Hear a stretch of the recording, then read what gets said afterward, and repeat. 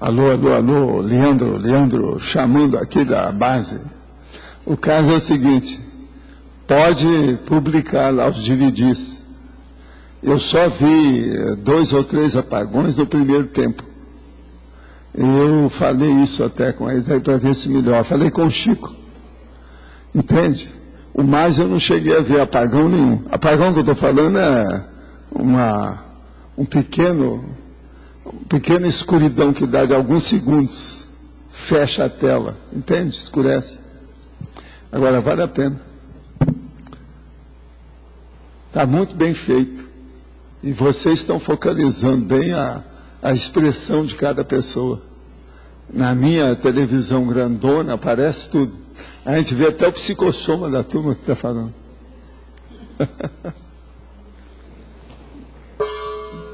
Tertúlia. Ah, não? Tá bom, obrigado. Mas, uma boa tarde aí para todos.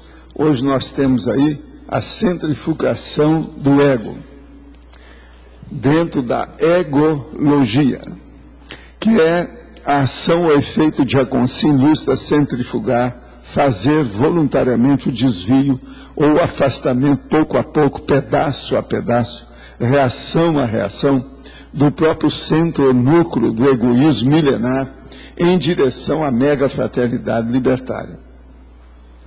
Agora, o ato de desfazer o egão, descartando parte por parte do próprio ser ancestral, a força centrífuga da vontade altruísta da fraternidade, a autoconscienciometrologia como sendo a primeira centrifugadora do egão, o sentimento racionalizado da própria importância na estrutura do cosmos, a participação voluntária na campanha contra a pandemia do egoísmo na Terra. Agora, antes disso, a gente escreveu o orgulho como sendo o primeiro derivado patológico do egoísmo, o ego proto-reptiliano, o gerenciamento lúcido do próprio micro-universo consciencial. E por aí vai, tem uma série de considerações aí na fatologia. Agora, no fim, nós falamos aqui, a técnica da centrifugação do egão, elementar ou evoluída, é aplicada por toda consciência ao alcançar o patamar da vivência da autoconsciencialidade, da inteligência evolutiva parapsíquica. Você já procedeu à centrifugação do egão? De qual natureza? Agora, eu quero dizer que esse é o 1176, o número do verbete, 4 páginas, 44 logias e 8 máximas. Para a Rosa, aí eu posso sugerir, crescendo logia faltam 2 e antagonismo falta 1 só. Agora aqui, algumas considerações dos teletertulianos. Estou na Conscienciologia desde 2004. Desde então, fiz diversos cursos visando o desenvolvimento e qualificação do parapsiquismo. Já tive ótimos resultados. No último ano, tive diversos problemas e meu trabalho energético ficou muito complicado. Hoje estou conseguindo me recuperar. Ao fazer EV, sinto muita dor na cabeça, na nuca principalmente. Você pode me orientar sobre esse sintoma? Olha, isso aí geralmente você tem que ver com calma, porque pode ser ainda processo de núcleo, de energia difícil, que está bloqueando devido a assédio. O processo do chakra nucal envolve sempre consciência, em geral, doente. De modo que no seu caso não pode descartar isso. Você está falando que a dor de cabeça, a cefaleia aí, é mais na nuca principalmente, então é bom ver. Em quais áreas do Estado o governo e a sociedade têm mais errado? Pelo uso incorreto das ferramentas de que dispõem ou pelo uso da ferramenta inapropriada? E como discernir quando é o momento de se optar por uma nova ferramenta? Olha, no caso nosso aí, do Brasil atual e o governo aí do PT, aí do Lula, ele errou demais na questão de educação, porque ele é analfa, né? Agora, ele está fazendo força atualmente, está levando a coisa para fora, está querendo se transformar no estadista, no tapa. Isso é muito bom. Agora, outra coisa errada é que eles não estão contendo a marginalidade do jeito que tinham. O Brasil já tem governo paralelo no Rio de Janeiro, em São Paulo, em Porto Alegre e outros lugares que tem por aí. Isso não é nada bom, está errado. Outra coisa, o MST é o outro governo paralelo que a gente tem no Brasil e ninguém faz nada. Por isso, a coisa mais séria mesmo, então, do Estado seria o processo da judiciário. O poder judiciário é que é o principal cuidado, porque eles não agem do jeito que deviam. Já tem até muitos juízes que já foram para a cadeia, quer dizer, essa é a condição do Brasil. Em primeiro lugar, no Brasil, a reeducaciologia precisa de entrar pelo tribunal, pelo magistrado. O senhor mencionou há pouco o dicionário de fenômeno parapsíquico. Pode recomendar algum? Olha, seria bom você vir e ver uma série deles que nós temos na holoteca. Por aí não tem nenhum que presta. Esses do Brasil são muito fraquinhos. Tem coisa mais séria, igual o Nandor Fodor. Esse cara americano, por exemplo, é muito bom. Vale a pena. Mas nós temos aí umas 2 dúzias deles aí. É só vir aí e ver na holoteca. É bobagem a gente recomendar, porque um só é fraco. Tem que ver uma série deles. Quando a gente vai fazer pesquisa, eu recomendo no mínimo 50 dicionários. Essa é que é a nossa técnica. Agora, tem um nosso amigo aqui de Brasília, que já escreveu várias vezes, se há possibilidade de adaptar seu microfone para uso mais adequado durante a tertúlia. Sim, nós estamos estudando isso. Eu já falei nisso aqui, porque eu nunca tive ler nem o Dorte. Nunca tive essas coisas, não. Mas eu vivo segurando a barra e o negócio aqui é pesado. Agora, outra coisa. Eu não quero nenhum que fica aqui na cara, nem nada disso. Talvez um que fosse aqui, paradão, que a gente tivesse jeito de mexer, seria bom. Desses que você está recomendando aqui, o que eu acho é esse. Tem que ter uma haste flexível, alguma coisa que tenha uma base fixa com haste flexível. Esse terceiro ou quarto que você falou aqui. Agora, o resto, nós sabemos disso. Eu já toquei nesse assunto umas 2 ou 3 vezes aqui, não é isso? Agora, ele falou, aproveitamos a oportunidade para lembrar que a liberação do ato de segurar esse gigantesco micrófono contribuirá para uma melhora geral do soma, incluindo-se aí os aspectos de circulação sanguínea e de expressão corporal. De acordo, muito bem, estou tendo uma bela lição no processo. Eu vou ler o seu ler cada vez mais. Estou lendo o ler dele. Gostaria que aprofundasse o segundo item da numerologia, o ato de não deixar ninguém para trás, mesmo podendo ir em frente. Olha, eu aí lembro sempre aquele exemplo do Serenão, que ele às vezes já podia virar e se tornar uma consciência livre, ele ainda fica para socorrer o povo com quem ele se casou, seja quando ele era mulher, seja quando ele era homem. Então ele fica para recuperar. E também ajudar aqueles que foram filhos deles. Que quando o cara vira Serenão, você já pensou, ele deve ter tido no mínimo 1 milhão de filhos. Então ele não quer deixar esse povo para trás. Há uma certa ligação empática muito séria no assunto. De modo que o ato de não deixar ninguém para trás, mesmo podendo ir em frente, é isso. A gente faz força. Eu, por exemplo, eu deixei o movimento espírita. E outra coisa, sempre, hoje, desde 1966, quer dizer, há 43 anos, eu sempre dei conta no processo de religião. Mas eu não deixei ninguém. Eu atendo os espíritas, eu dou, às vezes, o livro espírita para os outros que precisam. A gente tem que fazer força. Esse é o meu exemplo na minha vida atual mais sério. Pode falar no meu nome? Por que falar no seu nome? Não estou entendendo. Não, não é esse. Não, é outro. O que eu estou falando é outro. O que eu estou falando aqui. Ele é o segundo de hoje. Não é esse aqui, não. Agora, veja, pode falar no meu nome, está perguntando. O meu sentimento sempre me desestabilizou. E depois de muita pesquisa, vi que era somente para satisfazer o meu ego. Luto hoje com muita tranquilidade para controlar tal situação. A TENEPS foi decisiva para resolver a minha fraqueza. Agora, qual o melhor caminho a seguir para ajudar a todos? É você arranjar um Mofiex pessoal. O que você acha? É você ser desperto. O que você acha? Não é uma boa? Vai, está querendo? Vamos dar um jeito.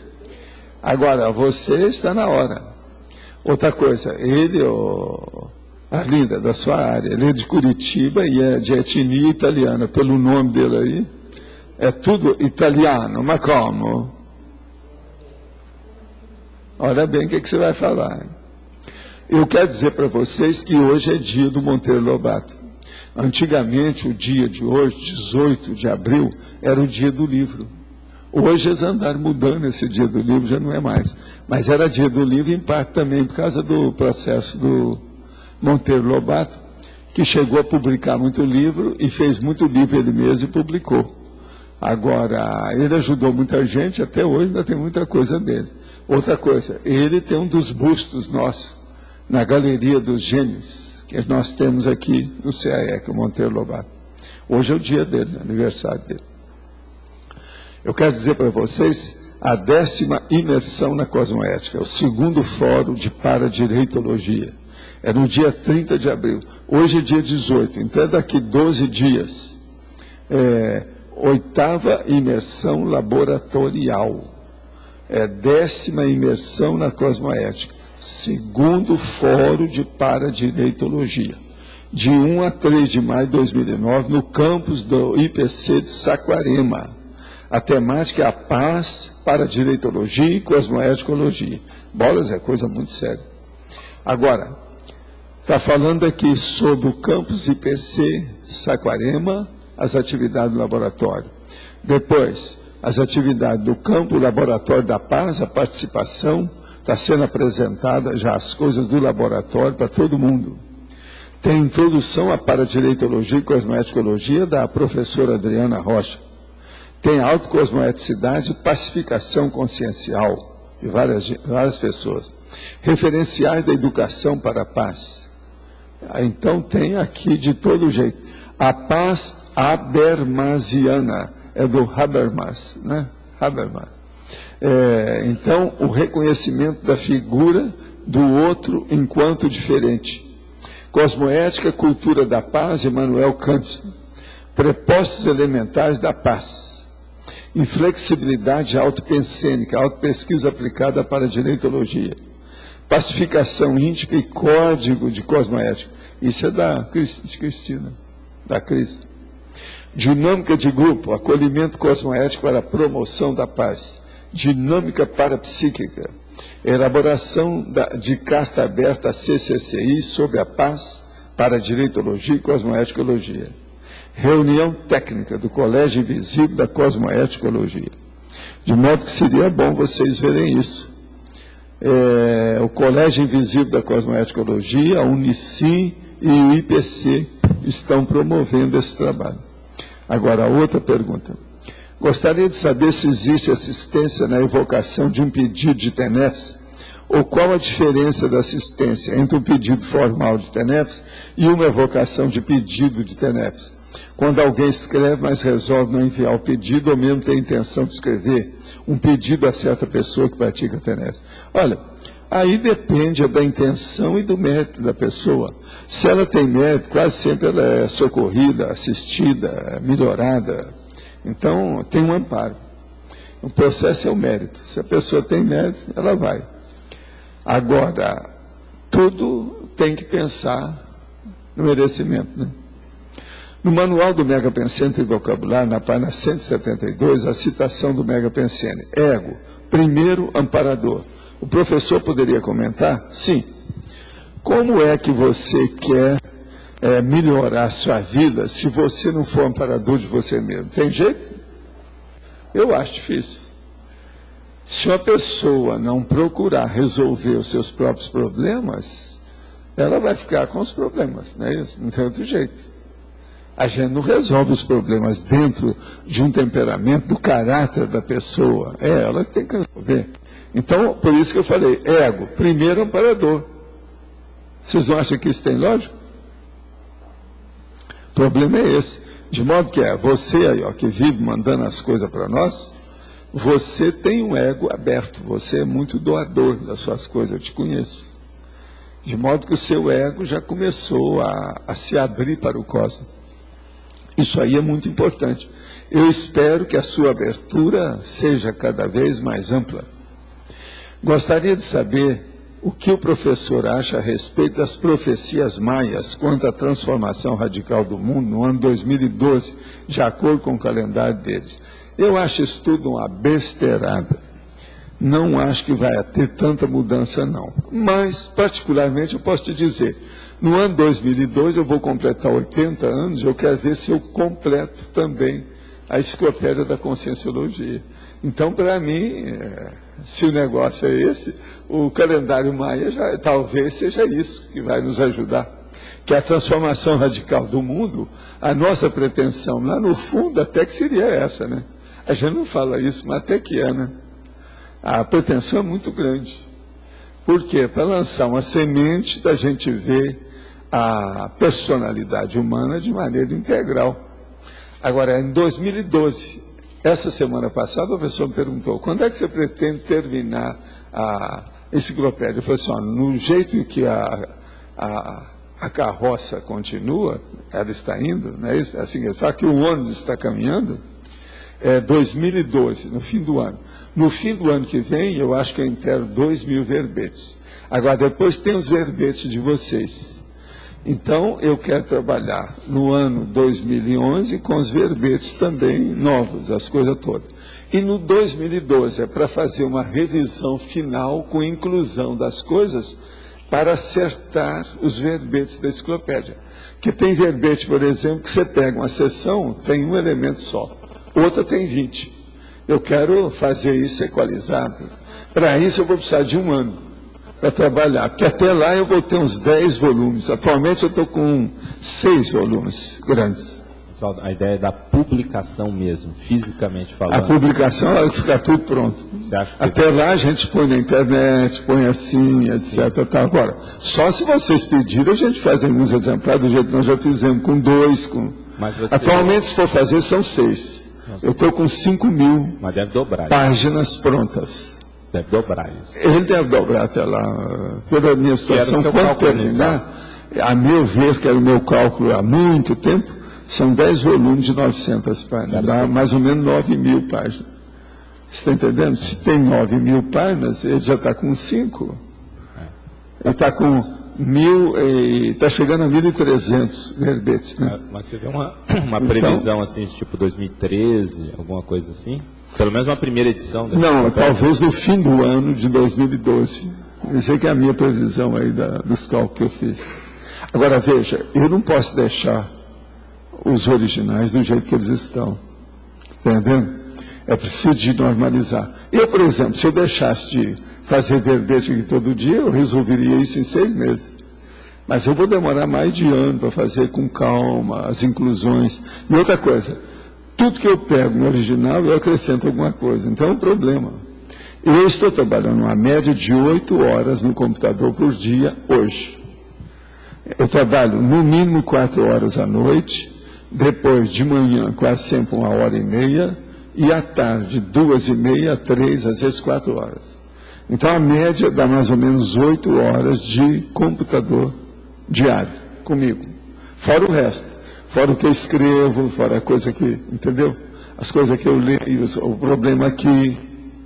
Agora, a média é 8 horas. Isso eu já especifiquei e está dando certo. O verbete que eu comecei a fazer hoje já está praticamente pronto. Agora, do jeito que eu tenho hoje, está mais fácil por um lado e muito mais difícil por outro. Está mais difícil porque agora eu não posso deixar fazer nenhum verbete do jeito que eu fazia, mais simplinho e fácil, na hora. Antigamente era assim. Hoje nós estamos com 70 sessões. Naquela ocasião eu trabalhava com 28. E outra coisa, ainda tem muito. Agora, é muita coisa que eu posso acrescentar. Então hoje eu tenho que também estudar isso. Outra coisa, talvez lá para o ano 2011, eu vou pedir para vocês que até lá também vocês já cresceram mais, com referência aos verbetes, né? Já são verbetógrafos e verbetólogos, no caso. Mas verbetógrafo, então já sabe, grafar, verbetógrafo, que escreve. Então, eu posso pedir para você o seguinte, ó, olha esse volume aqui e tira tudo que você achar que não presta. Coloca um amarelo para me ver que está repetido, por exemplo. E a gente, então, vai enxugar o texto. Agora, depois a gente pode pedir para outra pessoa junto, ela passa o volume e fala assim, agora, onde ele tirou o amarelo, você vai colocar alguma coisa. Entendendo? Isso vai melhorar a cabeça de muita gente.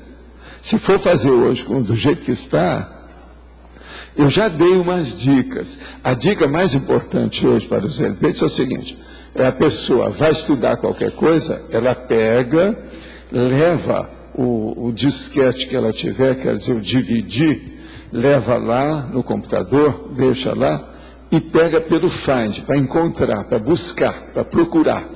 Então ela coloca o que está entre parênteses debaixo do texto do verbete. Então o que é? Debaixo do título. Ali tem a especialidade que a gente está estudando. Então você vê a especialidade que você quer, procura por ali. Que aqueles verbetes, eles vão ampliar a sua cabeça a respeito daquele tema. E hoje é o seguinte, essas especialidades, só que a gente tem lá dentro, são mais de 100, né? Elas não são 70 mais. Tem mais de 100 lá dentro. Por exemplo, eu escrevi ontem que é uma especialidade nova, mas eu já toquei, já tem verbete que eu já falei nisso no texto. Ambiguologia, que é a ciência da ambiguidade. Que isso aí eu acho uma das coisas mais sérias que tem, que é a ciência da dubiedade, o dúbio, a coisa que é mais ou menos. Agora, como eu escrevi mais um sobre ambiguidade, e esse é mais sério, eu então coloquei dentro da especialidade já, com as coisas todas. E às vezes, alguns verbetes que eu estou fazendo, eles já tem 10 máximos, 9 máximos. Então, por exemplo, eu podia parar, a hora que tem 5 eu paro, porque isso aqui é a média. Mas às vezes eu não aguento. Está vendo? Eu sou obrigado a levar o negócio para frente, porque está tudo ali, está mastigado, o negócio é muito sério. Hoje, por exemplo, eu estou trabalhando agora tem 4 coisas que eu faço de imediato. Esse eu não fiz, mas em compensação eu fiz uma coisa mais séria. Quando o verbete tem, por exemplo, a argumentologia, ele é mais sério, que é a partir da argumentologia que interessa o verbete. Muitos têm, muitos não têm. Então, é preciso de ver isso. E outros têm pouca coisa. Então, você veja, esse aqui, por exemplo, praticamente não tem nada. Ele tem 2 tópicos, ele tem um tópico só sobre ecologia, mais nada. Agora, quando é assim, a gente tem que ver no detalhismo, tem que ver na fatologia, etc. Quando ele tem mais argumentologia, é preciso de ver. Agora, então, a primeira coisa é a argumentologia. Agora, a segunda é a gente fazer o processo dos exemplos que você vai dar. Os exemplos, então, vão caminhar também para mostrar a neologia, o que é que tem de novo. Agora, depois disso, é a frase enfática e as perguntas finais, as 2 perguntas finais. Isso é que é o mais difícil para a pessoa fazer. Eu, geralmente, começo fazendo o mais difícil, para depois pegar o fácil. Hoje, por exemplo, eu comecei que eu não fiz o mais difícil, porque eu entrei na argumentologia. E esse aí é mais ou menos brabo. É uma coisa séria, é a manifestação parapsíquica. Então eu estou explicando as diferenças e os detalhes, tanto das consciências quanto das manifestações, numa assistência normal, na TENEPS, na UFIEX e no processo do arco voltaico. Então, o estado vibracional, arco voltaico, TENEPS e UFIEX. Isso é para ajudar todo mundo. E outra coisa, estou classificando assim, é tudo tópico, de 1 a 4 no máximo, a situação. Mas mostrando o que é para a pessoa ver a diferença de uma coisa com outra. Que muita gente ainda não se desembaraçou a respeito disso, entende? Esse aí, então, eu considero importante, entende? É tão importante igual esse de ontem que vocês escolheram. Aquele de ontem é muito sério, aqueles 20 itens. Agora, que muita coisa ali é coisa nova, muita gente vai boiar. Então é preciso explicar isso mais, com calma, com outros verbetes, outros flancos, outras abordagens por outros aspectos. É o jeito. Agora, então, esse processo das profecias maias, nós ficamos então nisso aí. Eu não acho que vai ter muita coisa nada em 2002, não. De modo algum. Sim.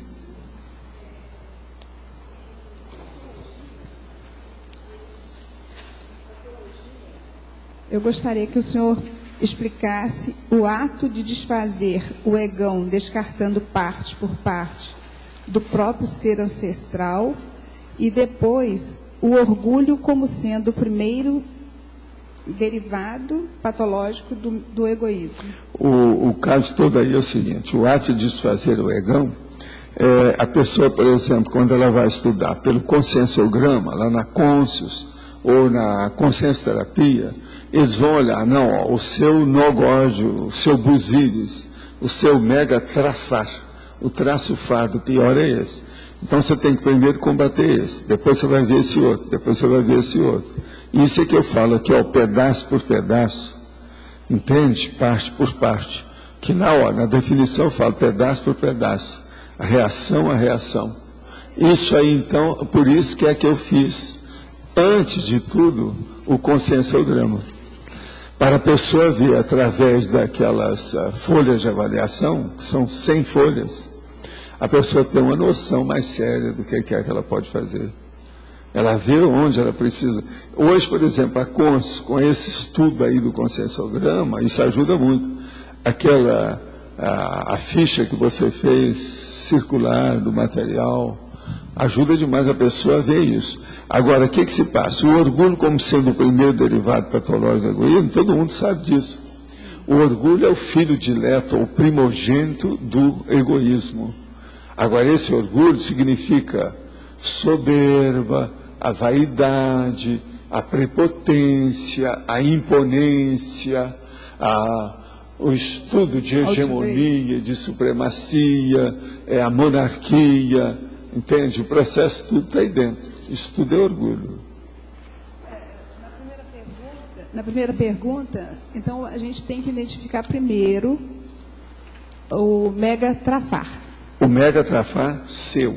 Agora, quando você descobrir isso, você vai ver qual que é o seu mega trafar, para ver se ele consegue derrubar o outro. Então, a primeira coisa que a gente faz é isso. Qual é os seus potenciais? O seu potencial maior. Uma pessoa que está começando aqui é isso. Vocês não, vocês todos já caminharam muito, já estão lá na frente. Você de ver hoje onde é que o carro pega. O negócio é ver no momento evolutivo o que tem. Tem que ver agora. Não é isso? Agora é por aí. Agora, a centrifugação do ego, ela tem que ser feita por parte mesmo. Como diria Jack o Estripador, lá em Londres, vamos por partes. Está entendendo? Aí é a questão do Jack Estripador. Agora, em parte ele tinha razão, porque ele picotava as pessoas, que é justamente o que nós estamos falando.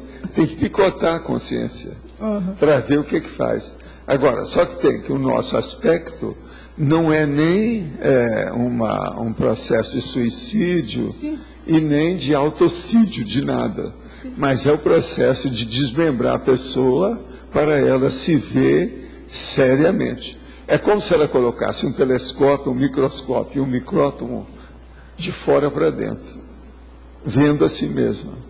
Então é o espelho. E esse é que é o estudo especular do ego. E isso é a centrifugação do ego, o estudo especular do ego. Agora aqui, é possível numa única vida libertar-se completamente de trafar desenvolvido e sedimentado ao longo de várias existências? Sim, é possível sim. O poder da vontade e da intenção são suficientes para essa transformação? Sim, é por aí, você não tem para onde apelar não. É por aí mesmo. Então, se uma pessoa decidiu, determinou, resolveu, sai de baixo. Ela chega lá. A vontade é o maior poder da pessoa. E a intenção é o que qualifica essa vontade. De modo que o problema é a pessoa ver isso para fazer a reciclagem. Agora, como eu digo, of course, yes.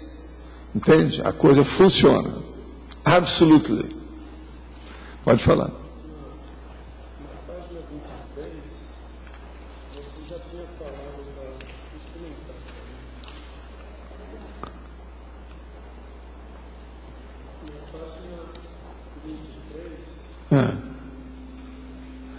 É sobre egologia?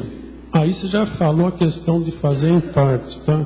Mas eu queria saber a prioridade no dia a dia, porque é lógico que é gradativo, está correto tudo, mas qual a prioridade no dia a dia para você enfrentar, para se desfazer? Eu acho que uma das primeiras coisas que a pessoa tem que ver de prioridade é a relação dela com as outras consciências. Ela tem dupla evolutiva, então a primeira coisa é ver duplista ou aduplista. Segundo, ela tem dependentes, ela tem filhos, tem parente, tem o papai e a mamãe que já é mais de idade, que ela tem que tomar conta. Como é que é isso? Então, a primeira coisa que tem que ver é a pessoa se liberar dos compromissos essenciais, animais, genéticos, você está entendendo? Da vida física. Então, depois que ela se liberar disso, saber como é que ela vai fazer para descartar os problemas, ela então começa a pensar no resto. O aspecto intelectual, o problema evolutivo propriamente dito, a base, por exemplo, da ProEx que ela tem que desempenhar, se é o caso, o que ela pretende na vida. Agora, veja, junto com isso, ela tem que estudar a carreira profissional dela, ver as coisas todas. Então, o que eu digo aí, por exemplo, sobre o caso da infecciologia, é a síntese de tudo isso. É o inversor existencial. Ele examinar essa existência. O que é? Quais são os passos? Agora, o princípio, meio e fim tem que ser levado em consideração. O problema da pessoa ter o mini, o médio e o máximo tem que ser visto. O que é o curto, o médio e o longo prazo tem que ser observado. Tudo isso tem que ser visto. Então, tem que ser um planejamento racional e que leva a pessoa para isso. Agora, no momento evolutivo, a primeira coisa que ela tem que ver é o relacionamento dela com a humanidade, que são as pontes ou as pinguelas, que ela vai fazer uma ponte para entrar na mega fraternidade.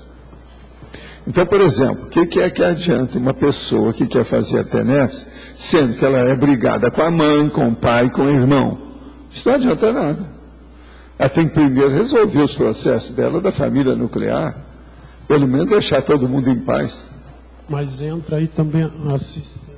Agora, a assistência, ela entra depois de um certo patamar? Primeiro, a pessoa tem que se preparar sabendo daquele princípio interassistencial. O primeiro assistido na assistência é o assistente. Mas veja, para uma pessoa ser assistente, não adianta ela só querer. Ela tem que ter mérito, potenciais, talentos, dedicação. A intenção tem que ser pura. Não pode querer tapear nisso. Não há tapeação em matéria de interassistencialidade da mini peça dentro do maxi mecanismo. Então, o problema de verificar isso, ele praticamente é generalizado e atinge todo mundo. Não tem jeito. A partir disso, então, as coisas deslancham. Mas o tiro de meta do jogo é esse. É a pessoa ver a situação. Eu estou aqui aonde? Porque nós temos que primeiro pensar nas outras pessoas mais próximas, que é o semelhante, é o próximo. É o compassageiro evolutivo. Quer dizer, o passageiro está ao nosso lado, junto da gente. Isso aí é seríssimo. Por quê? Todo mundo precisa de companhia para evoluir. Se nós nos damos mal com aqueles que a própria genética nos ofereceu um novo corpo, um veículo de manifestação, que droga é essa? Então a gente já saiu tudo errado. Já começou errado no primeiro passo. E você sabe, um passo que começou nessa direção, sendo que você tem que ir para cá, está tudo errado. Tem lógica quando eu falo que são as pessoas? É por aí. Professor, na página 22, na paradoxologia, paradoxologia, o paradoxo da tristeza como forma de egoísmo, o paradoxo do ato de entrar em si, que é o egocentrismo, para sair de si, que é o altruísmo. Eu queria que o senhor explicasse melhor o primeiro. O primeiro, o caso todo é o seguinte: o paradoxo da tristeza como forma de egoísmo. Tem pessoa, por exemplo, que ela se mostra triste para que todo mundo tenha pena dela. Isso chama-se autovitimização. A tristeza é a primeira manifestação de autovitimização que as pessoas fazem. Já pensou? Outra coisa, nos filmes eles gostam de mostrar isso aí. O Lay and the Order, essa semana, mostrou lá que estava examinando o caso da mulher que tinha sido morta. E ela tirou fotografia junto com o amado dela. Mas a cara, como eles disseram lá no filme, era uma cara de enterro. E a atriz está realmente uma cara de enterro. Não é de paisagem, é de enterro. Agora, o marido todo feliz, junto dela. No fim, vocês já viram, né? Estava na cara o que eles queriam sugerir, que o marido matou a mulher, né? Ou pelo menos teve alguma participação na história. Então, você veja, essa cara de tristeza absoluta, de enterro, chama cara de enterro. Isso é auto-vitimização. Agora, veja, quando a pessoa é sincera, coitada, ela está se vitimizando porque às vezes não pode estar falando as coisas. Ela se vitimizou porque ela não tem força de ir contra alguém que está com mais ascendência sobre ela, entende como é que é? Então, isso é um senhor problema. Por isso que nós estamos falando aí, para chamar a atenção disso. É o paradoxo da tristeza como forma de egoísmo. Às vezes tem, assim, conheço pessoas que reclamam que, por exemplo, não são procuradas por ninguém, né? Ah, não tenho amigos, não tenho não sei o quê. Parará. Não, e outra coisa, tristeza, curtir uma tristeza, você não acha que é uma besteira? É aí que entra o paradoxo. É uma bobagem. Por exemplo, curtir uma alegria já é outra coisa. Mas agora, curtir tristeza, só se você... Tem alguém aqui que gosta disso? Se tem, a gente já vai dar o endereço da OIC. Vocês estão entendendo? Você entendeu a lógica do assunto? Tem lógica para você? Faz sentido? Pois é, obviamente. O que você queria? Pode falar. Na tertúlia de ontem, né, que era parapsiquismo avançado, tinha no meio da fatologia, maturidade parapsíquica. Aí eu queria, desde ontem, hoje voltou agora a pergunta por causa da enumerologia que fala de parapsiquismo de novo. Queria saber se tem alguma nuance assim, entre maturidade parapsíquica e parapsiquismo avançado. Sempre tem. Sempre é a mesma coisa, é como se fosse um sinônimo. É sinônimo. Parapsiquismo avançado e maturidade parapsíquica é a mesma coisa. É sinônimo, né? É sinônimo. Eu pensei nisso, mas eu não estava na sinônima. Agora, o que eu estou falando nesse que eu estou escrevendo hoje, eu falei nisso aí também. Só que tem que o de hoje é manifestação parapsíquica. Para a pessoa ver. Porque a gente está vendo aqui, ó, com esses estudos que eu tenho feito aqui na segunda-feira, sobre o arco voltaico, pelo jeitão a gente vê que muita gente não entende o mecanismo. Então agora eu quero pelo menos situar essas 4 manifestações básicas. Porque a minha pergunta era assim, ó, quando é que a gente tem indício que está conquistando um pouco de maturidade parapsíquica? Então é quando conquista o parapsiquismo avançado. Aqui no nosso caso tem que ser o tenepsista para frente. Né? Tá. Que é o mais não. Uma pessoa que faz EV, isso ainda é muito básico. Né? Outra coisa, o arco voltaico também. Agora, no tenepsismo já começa a situação a mudar. Agora, a hora que chega na UFIEX mudou tudo. Agora, veja, tem os epicons, que são epicentros, tudo baseado em processo de parapsiquismo. Nesse ínter tem que aparecer esse povo tudo aí para ver como é que faz. Até que ponto que eles vão chegar lá. Agora, aqui, ó, vocês ainda não perceberam, mas esse colégio aí dos epicons é uma das coisas mais sérias que tem aqui dentro. Entende? Que eles têm que se policiar mais do que a média. Porque eles têm que crescer acima da média. Senão, como é que eles vão ser epicons? Não dá. Agora, eles vão crescer. E eles crescendo do ponto de vista cosmoético, de equilíbrio íntimo, essa coisa toda, o parapsiquismo vai abrir, não tem jeito. Então nós vamos ter muita gente sensitiva, mais séria aí, a partir do epicentrismo consciencial. Eu sempre esperei isso. Agora, o que é interessante é que eles mesmos se compõem, pouco a pouco, estão fazendo as coisas. Essas reuniões, o processo do jeito que eles fazem, os estudos que eles têm, as heterocríticas que eles mantêm entre si, que são sérias. Esse é o caminho. Agora, veja, epicentrismo, tenepsismo ou fiexis? Dispersidade. Agora, aí vem aquela pergunta que já 5 já fizeram. Quem é que alcança primeiro? É a dispersidade ou é o fiexis? Aí eu passei, a sua vontade, você tem toda a liberdade de escolha, sabe? A triagem é sua, é isso? O que tu queres, ó cachorro? Tá certo? Sim. Aqui, ó. Pode falar. Eu gostaria de saber, entre as duas condições, a cosmovisão e a omnivisão, qual das duas é a mais abrangente? E em segundo... Você está falando omnivisão. Omni. A omnivisão, ela é mais abrangente do ponto de vista prático daquilo que nós falamos. Então, a hora que você mexe todas elas simultaneamente. Por exemplo, a monovisão, uma visão secundária, e todas elas simultaneamente. Agora, a cosvisão é a hora que você tem uma visão ampla, grandona. Aí você não está pensando em monovisão. Na omni, engloba todas. Omni, tudo. E a cosmovisão, ela toda visão. Multidimensional também. Engole tudo. A omni engole tudo. Ela é a mãe da cosmovisão, que é a filha. E a cosmovisão é multidimensional. E a monovisão é a neta. Entende? A cosmovisão também é multidimensional. Não, aí depende de você, né? Tem gente que às vezes o cosmo dela é só no bairro. E daria para dizer que as duas são elementos da cosmoconsciência? São. E tem mais algumas coisas, né? O quê? Aquilo que eu chamo de tudologia, certo. holofilosofia, universalismo, a paradireitologia, tudo é aí dentro. Tá bom. Não pode esquecer isso. Porque são aspectos diferentes da manifestação consciencial. Mas são importantes.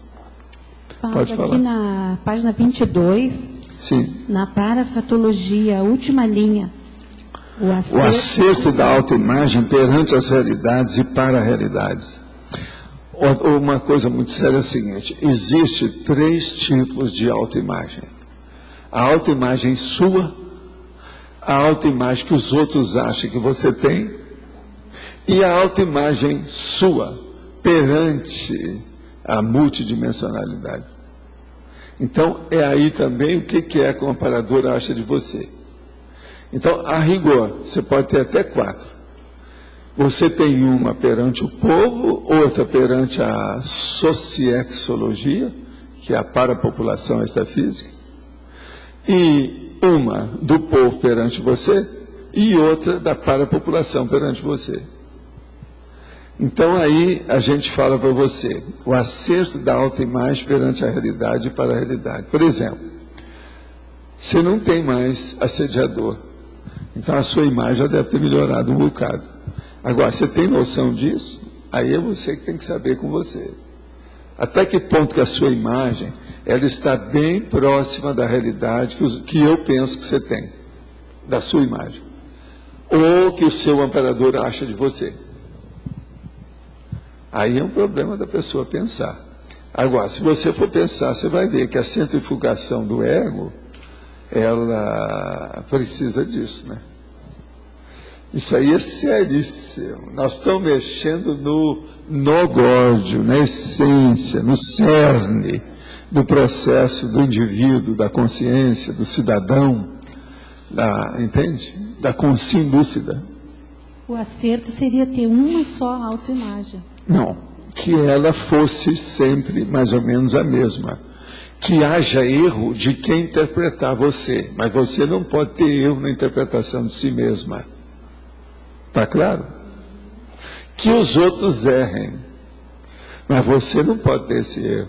Então, por exemplo, Um dos piores erros que as pessoas têm da pessoa, de certa pessoa, é quando eles exaltam demais a figura, sendo que a pessoa, ela não está com auto-vitimização, mas ela reconhece que ela não está com aquela bola toda, que é o meu caso aqui.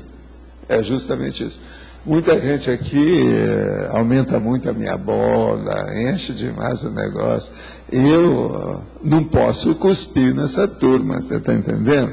Então a gente, quando bate palma, você bate palma junto, não é assim que faz? É a técnica, mas eu estou dando uma bela banana e esnobando isso tudo, porque eu sei das minhas deficiências, sei com calma.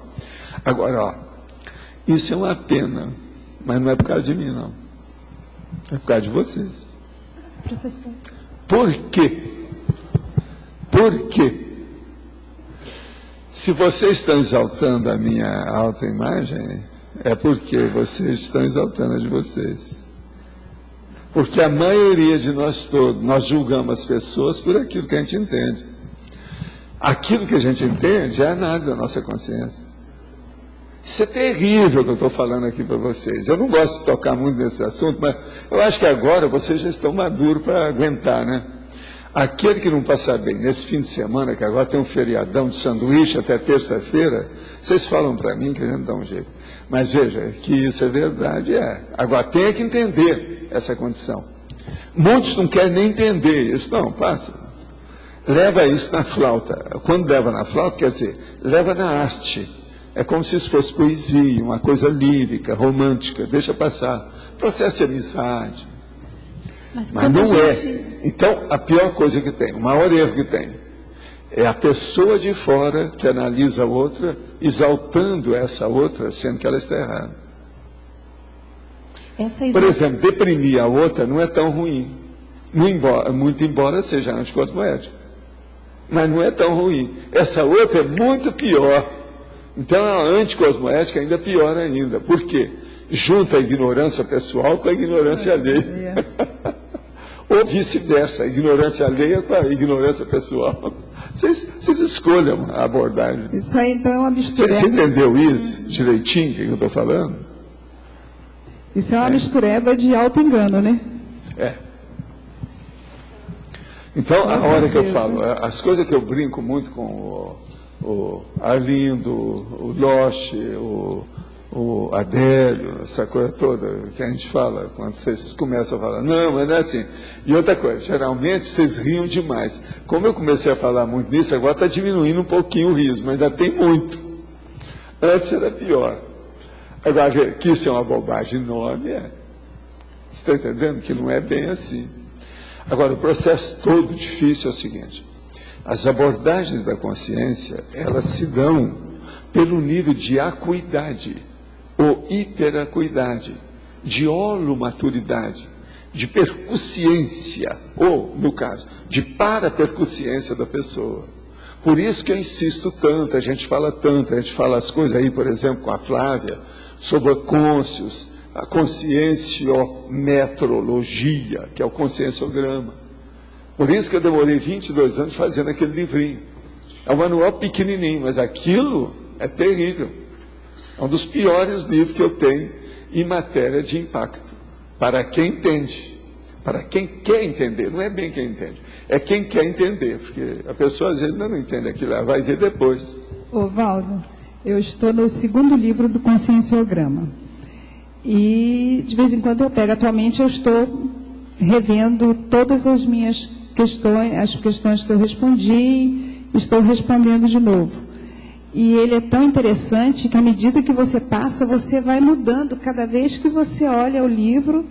Não, ele mostra determinadas nuances que a pessoa não viu antes. O seu perfil de momento. Aquilo ali é o egograma. É um egograma, é um perfil de momento. O seu momento evolutivo, você está com aquele foco, com aquela comportamento. Agora, essa centrifugação do egão, eu estou dando aqui dentro de uma abordagem popular, para a turma entender, mas o caminho aí todo é o conscienciograma puro, dentro da história toda. A coisa toda tem que chegar por aí.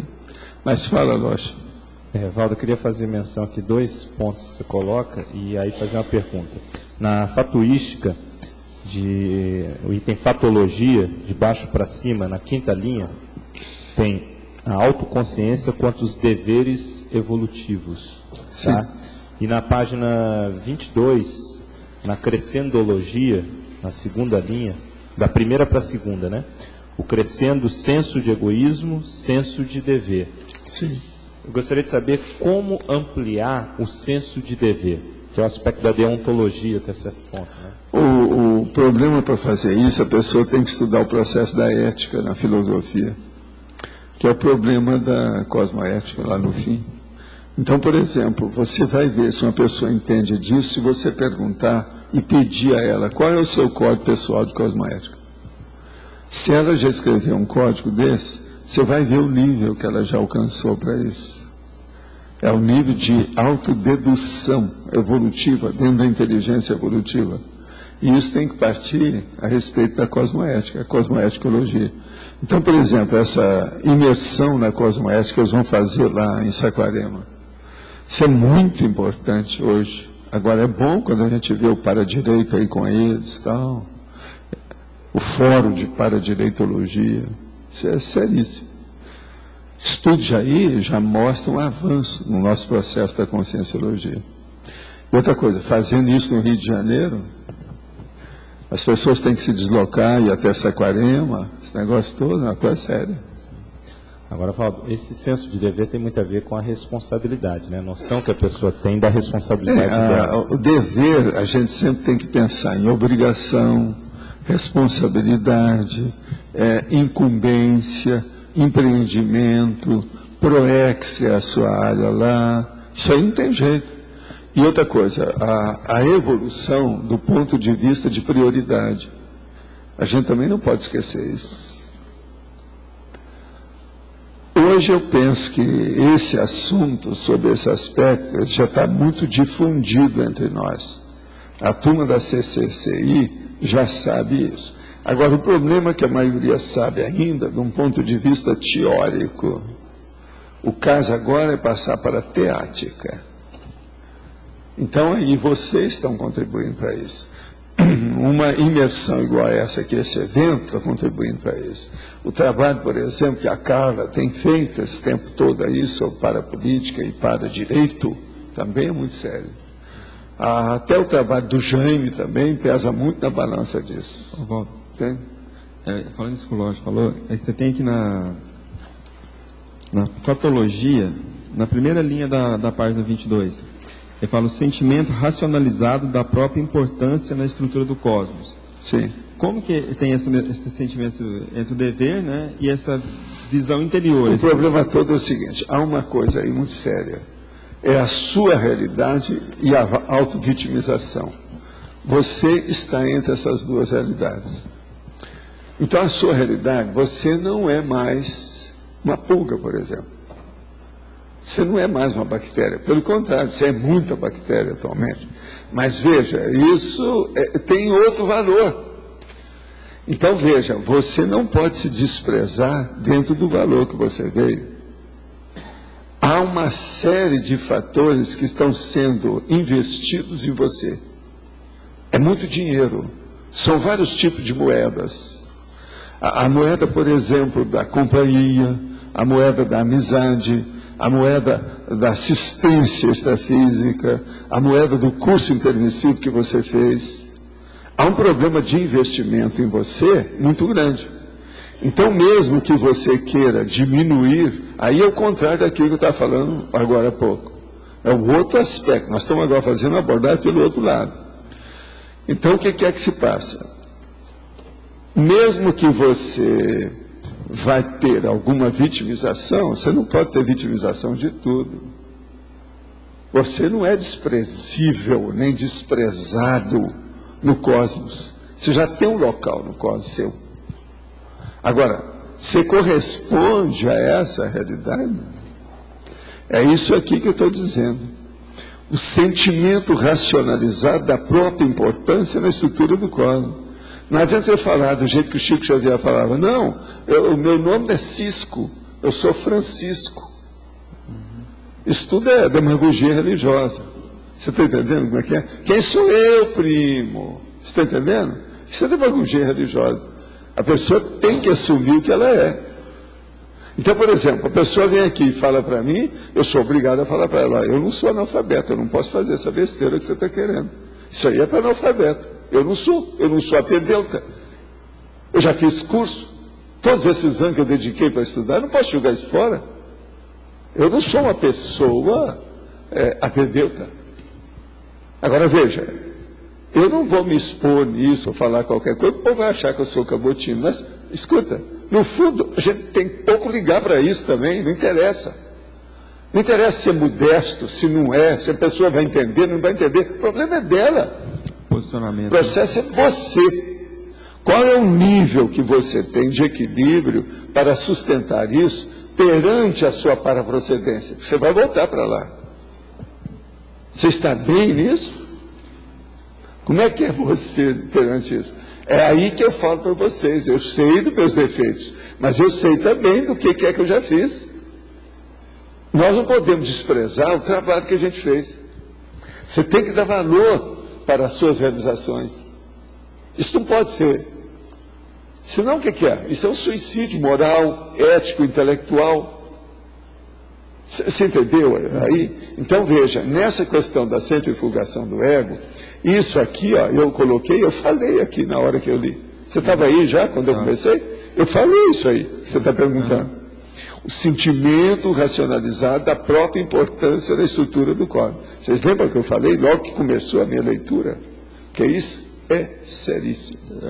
Noção também de dever que advém da gratidão em relação ao que já recebeu do corpo. Não é só gratidão. Aí já há um processo de envolvimento maior do que gratidão. É um envolvimento já de convívio. É um processo que você é a mini peça dentro do Max Mecanismo. Familiarizado. Você sabe como mini peça tem seu valor, porque os superiores admitem isso. Você não está sozinho na hora que você afirma o seu valor. Tem gente que reconhece, senão você não estaria lá como mini peça. Não, mas para mim, por isso que eu acho importantíssimo o desenvolvimento do parapsiquismo, para as pessoas se situarem, se colocarem dentro desse universo, desse contexto. Para mim isso é teórico, né? Eu não tenho esse parapsiquismo suficiente para ter essa noção total como você tem. Pois é. Agora veja, se você chegar para mim e falar assim, mas Valdo, eu não sei se eu sou mini peça no Max Mecanismo, eu falo assim, aí então é que está o seu maior erro. Então para que você está perguntando? Você devia primeiro de ser mini peça, vai te virar. Você já está fazendo internet, o que você faz com sua vida, como é que é? Você entendeu aí? Agora, ó, outra coisa séria, viu, já? É o processo do detalhe dos patamares que nós estamos. Não é só o patamar lá da escala evolutiva ou do índice das faixas etárias, não é isso. Eu estou falando, é o patamar de autocognição. Entende? Que envolve as faixas aí da escala evolutiva, sim. Mas o problema é o nosso, do dia a dia, na prática, a parte teática da coisa aqui. Isso envolve. Então nós temos que assumir essa condição. Agora, ó, com o passar do tempo, dentro da CCI, mesmo eu estando aqui ou não estando, já fui embora, essas coisas vão ocorrer dentro da Cognovs com o tempo. As pessoas vão ficar definidas pelo seu mérito. Então, por exemplo, se ela tem o sexo A ou B, não interessa. Se ela é dessa raça aqui ou dali, não interessa. Se ela fez esse curso ou aquele, não interessa. Se ela tem dinheiro ou não tem, não interessa. Eles vão ver pelo valor. Não, o nível intelectual dele é esse. Acabou. Vocês, isso vai mudar a Terra. Essa é uma das chaves do estado vibracional. Ele vai mudar a Terra. Meritocracia. Por isso que eu falo que o estado vibracional é a gazua que abre todas as portas. Agora, essa porta do estado evolutivo das pessoas, então você vale o nível e a qualidade da sua inteligência evolutiva. Agora, todo mundo vai ficar visto por isso. Vocês observam que as coisas estão começando a se definir aqui. Tem algumas pessoas que já são epicons, tem outras que já estão estudando certas áreas bem específicas, entende? Não só do processo da conformática, mas também do ponto de vista intelectual, do ponto de vista parapsíquico. Observa bem, Por exemplo, o Moacir, ele tem uma personalidade bem definida dentro da CCCI, não tem? A Mabel, não tem uma personalidade? Eu estou falando, esse povo não está aqui, eu estou falando sem ele estar aqui, mas não estou metendo pau em ninguém, tá certo? É só para a gente mostrar e mostrar a realidade. Então, veja, há vários, eu estou falando só isso, falei uma mulher e um homem. Mas agora, veja, pega aí que vocês vão ver um monte dessa situação. O papel dentro da elencologia, do drama evolutivo da cognos, está sendo definido pouco a pouco para cada um. Aparece o galã, a galoa, o figurante, o secundário, o terciário. Então, os papéis, entende? Aquilo que chama dramatis personae, estão começando a aparecer. Está ficando claro. Agora, com o passar do tempo, isso vai superar filosofias, religiões, a política humana, tudo isso. As personalidades, elas vão preponderar em cima das aparências da sociedade. Então não vai adiantar aquele negócio da Itália, né? Que chega a mulher lá, não, é a doutoressa, qualquer coisa é a doutoressa, entendeu? Essas coisas todas vão para o espaço, você vai mandar para aquele lugar, quer dizer, para a biblioteca. Né? É a holoteca que eu mando. Você entendeu? Tem lógica isso para você? Muito lógico. Agora, vamos observar, por exemplo, lembra que eu falei, daqui 5 anos vamos ver o que acontece, tá certo? Então agora vamos ver, daqui 10 anos, se já tem umas personalidades definidas. Nós temos hoje aqui, quantas pessoas são? São 500 e acho que é 70, 68, 78, não sei, um tanto assim. Agora veja, dessas, quem é que já se definiu certinho? Você está entendendo? Dentro das condições. Aí, por essa ocasião, talvez a partir lá daqui 10 anos, daqui uma década, vocês já vão querer fazer outro nível de classificação. A escala vai ser outra, o quadro sinótico vai ser outro, o índice será outro. Vocês estão começando a entender isso? Agora, eu sou obrigado a estar falando essas coisas por causa do crescimento de vocês. A turma já está começando a saber. O Losch já dá isso no curso dele, né? O Losch, por exemplo, o Losch está muito dentro do processo da ProEx. Há muito tempo que é assim. Agora, veja, ele saiu da política para entrar numa política muito pior, muito mais difícil, que é o processo do empreendedorismo com o processo de evolução, que é a inteligência evolutiva. O César Cordioli está fazendo a mesma coisa, noutra área também das mais difíceis que tem. Ele também saiu da política, dentro do processo dele, inclusive da vida anterior. Você está entendendo? Assim, ó, nós temos aqui uma série deles. A coisa está indo. Agora, veja, vai ser muito bom a hora que eles começarem a definir uma meia dúzia de personalidades assim, porque todos os outros vão querer, para onde eu estou indo? Aí, o problema da consciência, da consciência-terapia, do AVA, eles vão definir, esses problemas vão ser definidos melhores. Na prática, vocês vão ter exemplos. Então, o que é bom nessa história é o seguinte: por enquanto, nós estamos na fase da criação do exemplarismo. Por isso que eu falo, o princípio do exemplarismo pessoal, PEP, que é o negócio todo. Agora, nós vamos chegar a um ponto que vão começar os primeiros exemplos óbvios. E outra coisa, isso vai ser tratado de uma maneira sem enxuga-gelo, sem puxação, sem excesso.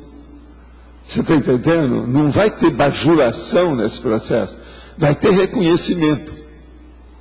Então, vocês vão deixar de rir.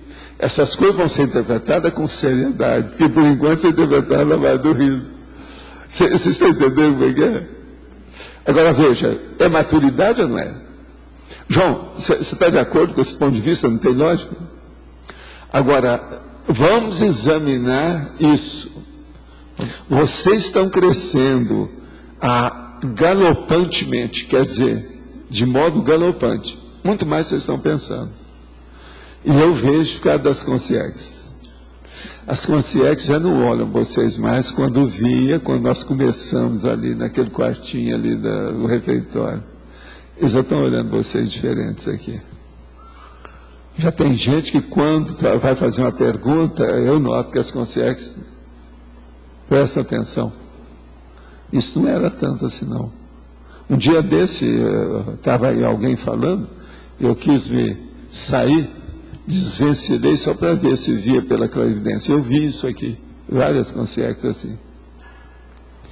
Então, esse é um caminho que nós estamos palmilhando. A gente chega lá. Esse é o jeito. No nível assim de criticidade sadio desse aqui, que esse aqui impõe, é o conscienciograma e parapsiquismo. Agora, Jarbas, eu agora vou falar um ponto mais crítico desse assunto. Posso falar? Eu acho que eu estou embolando o meio de campo de vocês com alguma coisa? Posso ir? Então, agora veja. Nessa altura dos acontecimentos, eu pego e vou colocar a cereja do bolo. Qual que é a cereja do bolo? O livro escrito e publicado pelo autor. Vocês não pensaram nisso enquanto eu estive falando, né? Ah, você pensou? Não, é por causa da sua consciência que está pesada.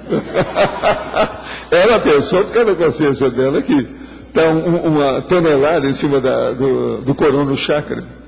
1 tonelada em cima do Corona Chakra. Já pensou? Não é fácil. Mas vocês estão entendendo? Agora veja, a hora que chegar num ponto desse, muitos vão querer fazer livros melhores do que aqueles que se publicaram na primeira edição, o primogênito. Entende? Então o caçula já vai ser diferente. Aí vocês vão começar a dar razão do que eu chamo de opus majus, entende? A obra-prima, a mega gescom, vocês vão começar a entender isso. Entende? Agora aí vocês vão começar a ver a minha vida. Por isso que eu estou permitindo que agora eles façam a minha biografia. Que assim vocês podem comparar e acabar comigo. Ó, o problema é esse. Agora aí vocês vão ver a hora que eu falo, não, ó, a minha obra-prima é a enciclopédia, que na verdade não é minha, é nossa. Que vocês estão fazendo a enciclopédia junto comigo, e os amparadores ainda mais. Né?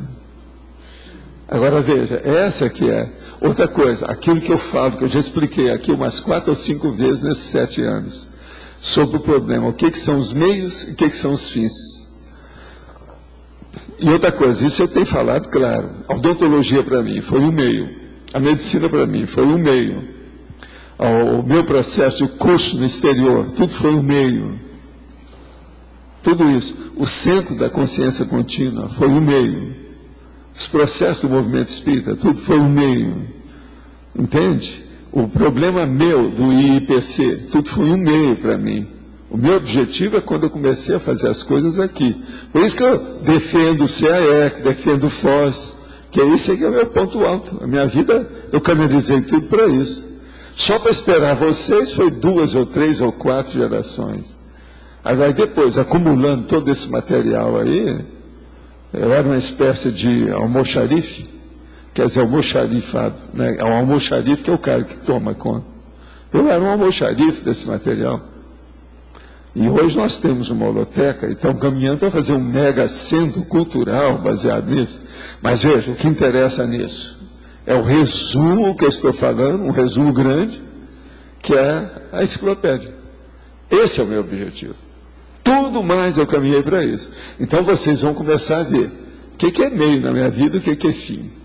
Qual a minha finalidade? O que eu fiz? Aí vocês vão começar a pensar na paraprocedência, o que vocês estão levando para lá. Isso é muito sério. Agora, o livro aí, vocês não acham que é a cereja do bolo dessa história? Tudo que eu falei? Ele te dá a exata noção do seu posicionamento evolutivo, né? Agora veja, por que eu falo que eu sou um javali? Vocês vão começar a entender que eu sou mesmo. Para ter perseverança, com a paciência que eu tenho. Eu reconheço que eu tenho. Você me conhece. Você sabe como é que eu sou. Você sabe da minha vida. Você é aquele que conhece mais a minha vida. Se não conhece por você, conhece dentro de casa, por causa do povo. Agora, você sabe como é que eu sou. Outra coisa, eu mudei alguma coisa? Não mudei nada. Eu sou o mesmo menino que tinha aqueles monte de apelido, desde Zuzu, Tostão, Vieirinha e o Diabo a 4, sou o mesmo. Só que tem, com muito mais experiência do que era. Mas, por exemplo, a hora que eu falo em retrocognição, que eu falo num processo dado, o que aparece, a consciência para mim, eu não mudei nada, eu sou o mesmo. As reações são as mesmas, o modo de encarar é o mesmo. Outra coisa, você não viu eu ir contra ninguém desse meu povo, da família, com todos os acidentes, tragédias, doenças, intercorrência de todo jeito. Você não viu nada. A gente vai passando, vai abençoando tudo que tem, mas vai deixando para trás quem não quer, porque não tem outro jeito. Você está vendo agora lá um negócio nosso que a gente estava falando, não? Aquele nosso amigo, por exemplo, que tem um parapsiquismo fora de série, não quer nada. Terrível. Então a gente deixa, o que você vai fazer? Agora, outra coisa já, muito séria. Não fica pensando que isso tem muito mérito, nada que a gente está fazendo, não. Se você não arrumar isso agora, você vai ter que arrumar amanhã. Você está trabalhando para você. Bobagem. E não fica pensando que você está trabalhando para você só quando você faz as coisas para você. Não é não. São as coisas que você está fazendo para os outros. Você está trabalhando para você. Então, o verdadeiro tratamento da centrifugação do egão é trabalhar com o outro. Se centrifuga o egão real, é a hora que as coisas todas já estão mais ou menos calmas, você já pode olhar fora. Porque antes você está dentro do buraco ali, não dá para olhar. Agora, a hora que você começou a olhar fora, aí sim, a sua centrifugação já deu certo, porque já está saindo da centrífuga, o centrifugador. Você está entendendo? Acabou, está dando um jeito. Então, esse verbete, ele é terrível. Então, as 3 dessas frases minhas aí que eu ponho com ponto e vírgula são terríveis. Essa aí é uma delas. Agora, eu às vezes assinalo em amarelo algumas que eu acho que são mais sérias para a gente falar. Porque às vezes quando vocês param de falar, eu pego uma dessa e faço uma explanação do assunto. Entende? Para expor a coisa maior. Agora, gente, aqui uma pergunta. O fuzil AK-47 já matou mais do que as bombas atômicas lançadas sobre Hiroshima e Nagasaki. Mais do que a HIV e do que a peste bubônica e a malária. Mais do que todos os ataques de fundamentalistas islâmicos. Mais do que todos os terremotos na história. Os AK-47 têm sido utilizados por exércitos em conflitos em mais de 50 países por mais de 30 anos. Pergunta. O criador da arma, o Michael Kalashnikov, em função de todas essas mortes, não criou uma interprisão policármica? Eu já falei nisso, isso tem no meu livro, está lá no Homo Sapiens Pacíficos. Como posso diferenciar uma interprisão grupo kármica de uma policármica? Quais são os limites que para mim são tênues entre o nosso grupo kármico e o policármico? Veja bem, policármico não prende ninguém, ele liberta. Interprisão é só grupo kármica. Não existe isso aqui, ó, do jeito que eu estou vendo aqui, você está querendo colocar uma interprisão policármica. Não existe isso. Ela é grupo kármica. Policármica é a hora que a pessoa doa. Ela não pede mais nada, ela não espera retorno. Quais são os limites que para mim são tênues entre o nosso grupo karma e o polikarma? É o seguinte, enquanto você está preso, com o rabo preso, com culpa no cartório, você está com interprisão. A hora que você se liberta da interprisão, é a hora que você começa a fazer assistência para os outros, sem esperar retribuição. Veja que não é a distância que influencia, pois um japonês, um chinês, pode ter sido meu irmão na vida, minha vida passada. Pode sim, tudo isso é verdade. Olha bem o que você está. Você não deve ter o fuzil AK-47, Kalashnikov. Eu já falei nisso não sei quantas vezes, tem até no livro com detalhes, todo o negócio. A gente sabe. Agora, ó, a propósito, eu não acho que o fuzil matou igual certas coisas que tem por aí, não. A bomba atômica está matando gente até hoje, e isso aí não é considerado. Não há, falando do ponto de vista da medicina, não há uma notificação adequada e confiável dos processos de morte advindo da radioatividade atômica. Você está entendendo? Eu estive no Japão, eu sei o que é isso. Eu estive lá muitas vezes depois da guerra. Então, não é bem isso. A bomba atômica já matou mais do que isso aí, muito mais. Com todos esses conflitos que já houve. São 50 países, só 30 anos. Agora, ó, a bomba atômica vem de 45 para cá, é mais de 30 anos. 45 são 55 com 9, são 64 anos. É o dobro desses 30 anos matando gente. Na minha cidade tem uma mulher que, através do nome completo de 2 pessoas num papel, ela sabe quem vai morrer primeiro. É possível? Tudo é possível.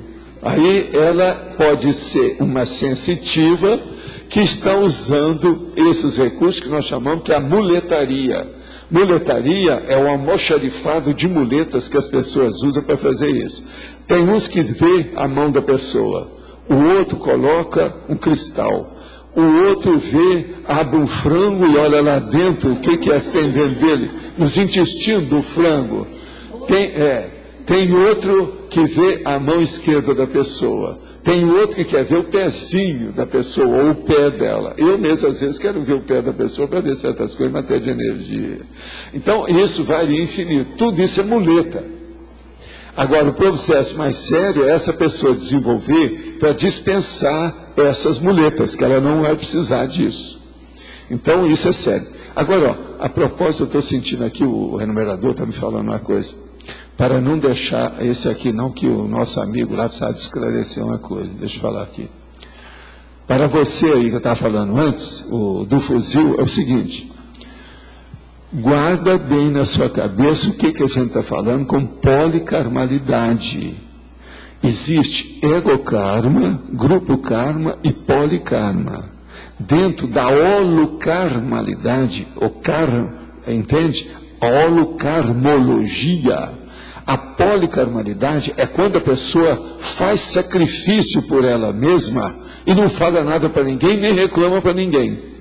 Nem para consciência, nem para consciência. Então, por exemplo, tem gente aqui, quando a gente fala o auto-sacrifício cosmoético, eles começam a rir da gente. Essa pessoa não entende nada e nem pensou que existe polikarma. O polikarma permite que a pessoa entenda o que é um auto-sacrifício cosmoético. Pensa nisso. Ela não espera mais retorno, ela não quer saber se o povo vai entender ou não o que ela está fazendo. Ela faz porque ela já sabe o que ela está fazendo. Então eu estou só falando porque o vereador falou, é bom você clarear aquilo que ficou escuro. Deve ter alguma coisa aí, alguém que está ouvindo. Pode ser até que não seja nem o nosso amigo que perguntou. Poderia tecer alguns comentários sobre o holopensene predominante da cidade de Salvador? Moro nessa cidade há 19 anos. E, embora seja grata por tudo de positivo que me aconteceu aqui, inclusive ter tido contato com a IPC e a Conscienciologia, é evidente um atraso e estagnação em muitos aspectos no local. Escuta, a gente falava, hoje eu não posso falar mais, mas a gente falava o seguinte, que a gente não pode falar, porque senão hoje tem o politicamente correto, e depois a internet, com 1 milhão de coisas, tudo vem em cima da pessoa. Mas o problema todo é o seguinte, a gente falava, e todo mundo que conhecia as coisas sabia, que a capital mais atrasada do ponto de vista parapsíquico no Brasil era a cidade de Salvador, devido à escravatura. Inclusive porque lá tinha até um símbolo dessa condição, que é uma das principais praças no coração de Salvador, chama Pelourinho. E aquilo é exaltado até hoje dentro do turismo. Isso é das maiores provas que lá tem muito. Burraldos, Burrildo e Burroides. Então, isso é terrível. Agora, por exemplo, eu não quero lembrar aquele negócio do camarada lá da medicina que falou uma coisa que todo mundo foi contra ele. Mas parece que o cara afirmou aquilo mesmo. É o reitor da universidade, aquilo é terrível, ele falou uma coisa errada. Agora, esse caso do Pelourinho, contra fato, ninguém vai brigar comigo. Agora, outra coisa, de todos os lugares que eu já dei curso, aonde teve mais reação de efeitos físicos, de materialização de ectoplasmia, foi em Salvador. Que eu fui dar um curso lá de sexomática, no sábado para mulher, no domingo para homem, e eu falei, a hora que começou o primeiro curso no sábado para as mulheres, olha, vocês não deem pânico. Você estava lá nesse curso? Olha, ele estava lá no domingo, mas tinha gente que estava lá no sábado, quando eu falei isso. Falei assim, ó, vocês não se apoquentem, fiquem com tranquilidade. Se começar a estourar qualquer aparelho aqui, não ligue para isso, porque eu estou vendo que os amparadores estão mexendo, porque teve uma turma de magia que trabalhou aqui, que isso aqui está intolerável. eu vou dar o curso aqui, porque o próprio amparador, o enumerador falou, é melhor dar aqui para a gente limpar isso, você vai ajudar os outros, vamos fazer assistência. Agora, o que se passa? A hora que eu estava terminando o curso no sábado, alguns minutos, 5 minutos mesmo, para chegar naquele termo, que eu dava geralmente 3 horas à tarde, né? Então, o que acontece? Começou a estourar um ar-condicionado atrás de mim. Depois foi todos os outros. Aí a gente saiu com calma e eu falando. Acabaram as luzes, aquele negócio todo. Eu falei, vamos com calma, vamos sair devagar, que não tem nada. Foi estourando tudo até chegar no acumulador lá na rua, que estourou tudo. Entende? Agora aquilo era para limpar o ambiente. Agora lá, ó, está cheio de lugar disso. Por quê? É muito despacho contra os outros, gente, fazendo negócio. Aquilo é processo africano, dos bravos. Tem muita gente bem intencionada, mas tem muita gente que só faz negócio, só pensa em dinheiro. Tem cara que foi fazer estudo na Bahia, depois ele se tornou cambono também das coisas deles lá. Tem outros que eram da literatura, também se tornou cambono. Todo mundo que chegava lá, ou você adere ou cai fora. Agora veja, isso, por quê? É devido em parte o processo da escravatura. Porque a escravatura pegou Salvador mais do que os outros lugares. Então é por isso que o ambiente é esse. Agora veja, vamos devagar, o Andor. Eu estive lá quando foi feito o maior centro de convenções do ponto de vista de parapsiquismo, foi feito lá para limpar. Foi o tal que eu estava lá quando a mulher me viu saindo fora do corpo, à meia-noite, já estava no fim, dentro do... Nós inauguramos aquilo. Eu inaugurei, inclusive, o hotel que foi feito junto desse centro. Tudo para melhorar Salvador. Agora, outra coisa. Um dos lugares que a gente não podia confiar de modo algum nessa época era com táxi. A minha mulher foi assaltada pelo taxista, em Salvador. E outra coisa, não adianta falar com polícia, não adiantava nada, tudo ficava do meu jeito. Agora, aquilo era a época do ACM. O negócio não era pior ainda com ele. Parece que agora as coisas andaram melhorando.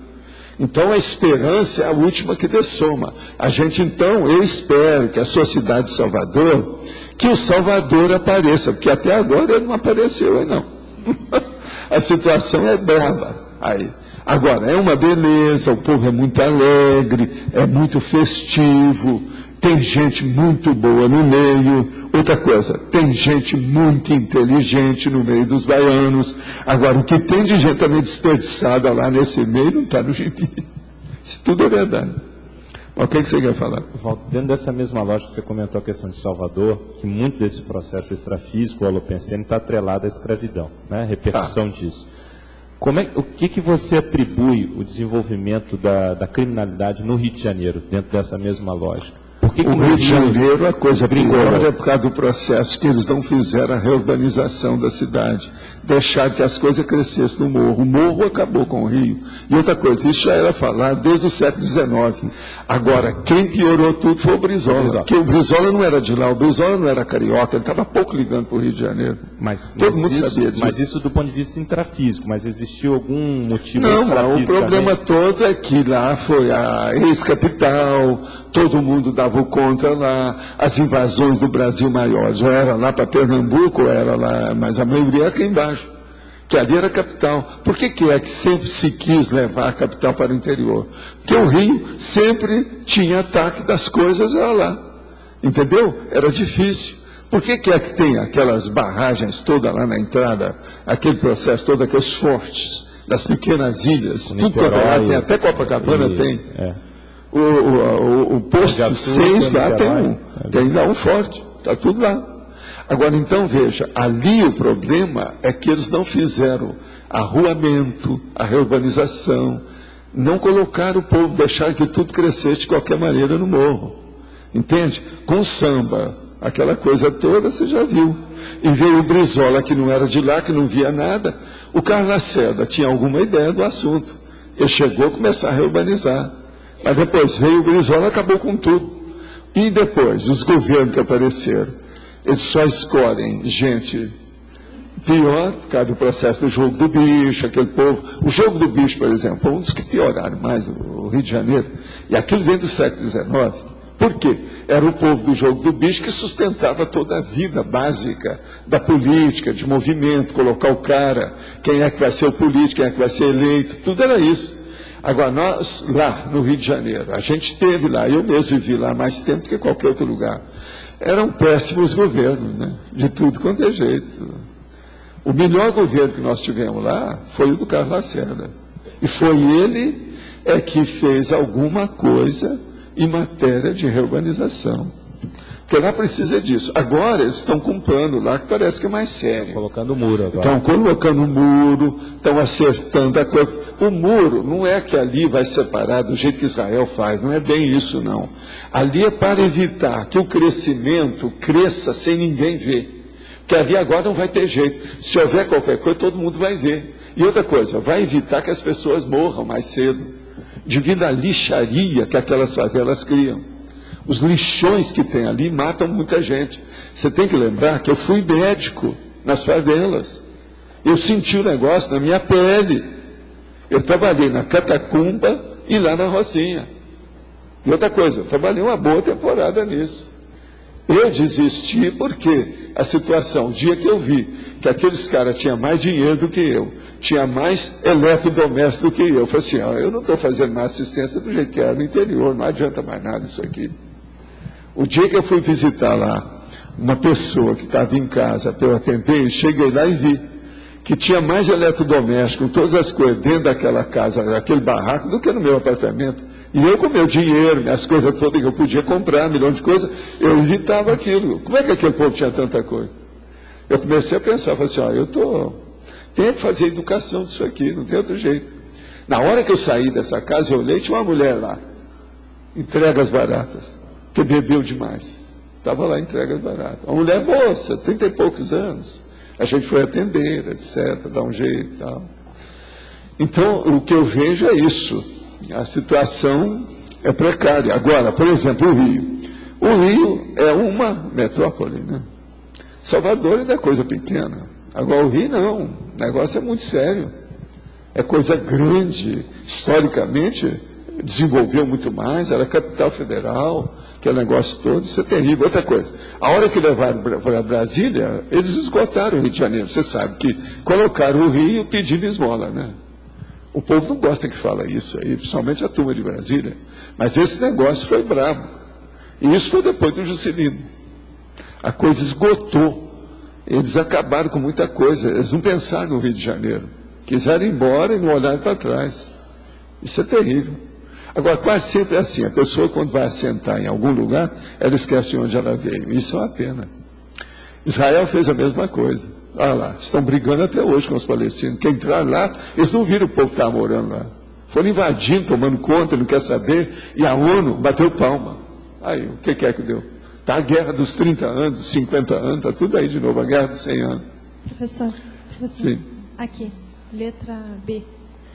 Na fatologia, primeira linha, queria que o senhor falasse um pouco a mais. É o ato de desfazer o egão, descartando parte por parte do próprio ser ancestral. Essa aí foi a primeira fase que eu li aqui hoje na citação. O caso todo é o seguinte, eu estava dizendo o seguinte, todos nós temos uma série de condições que vêm do passado. Então a gente tem que examinar pelo consensograma aquilo que está mais enraizado para começar a combater. É aquilo que eu estava explicando para ela sobre os megatrafares. Combata primeiro o megatrafar. Vê pelo megatrafar que você tem, se ele tem força para combater. E começa a funcionar por aí. Esse é o caminho. Então, o megatrafar do conscienciograma, a folha mais complicada que puxa para baixo, é a que vai estar mexendo aqui na questão do... ver a sua holobiografia, ver o que você tem, o que é que está mais enraizado em você. Tem coisa, por exemplo, que a pessoa já nasce com aquilo e ela não perde assim de uma hora para outra, de uma semana para outra, não dá. Tanto a parte boa quanto a parte ruim.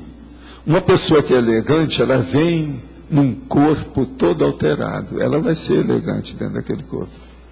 Você está entendendo? Ela já acostumou daquele jeito. Agora, veja, isso aí até um certo ponto pode ser até positivo. Agora, tem o negativo. Por exemplo, uma pessoa que é miserê, que é egocêntrica, que tem avareza, ela às vezes vem assim há 10 vidas. Ela não vai mudar de uma hora para outra. E tudo vai dar para trás na situação, em matéria de economia. E hoje, com a vida moderna, sem a pessoa considerar a economia, ela não avança em nada. Tudo dá para trás. Todos nós temos que estudar a economia. O que é que eu falo para a criança? A criança, o que ela deve entender em primeiro lugar? Primeiro, dominar as energias. Segundo, economia. Saber alguma coisa sobre isso. Para não ficar na dependência dos outros. Entende? Cláudio. Sim. Aqui, letra A.